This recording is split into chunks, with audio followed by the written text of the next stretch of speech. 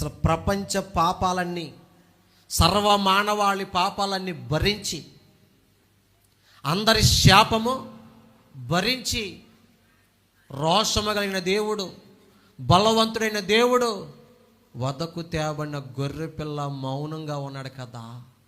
ఇది కదా హీరోయిజం అంటే. యేసయ్య తిట్టినా మౌనంగా భరించాడు, అది హీరోయిజం.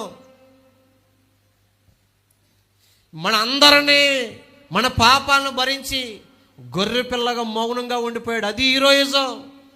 నీ జీవితంలో వచ్చే శ్రమలను బట్టి కృంగిపోతున్నావా? నీ దేవుడు నీ సమస్య కన్నా ఎంతో గొప్పవాడు. హల్లెలూయా! God can change your situations, my friend. He will change your situation. He will change your affliction. He will change your troubles in your life, my friend.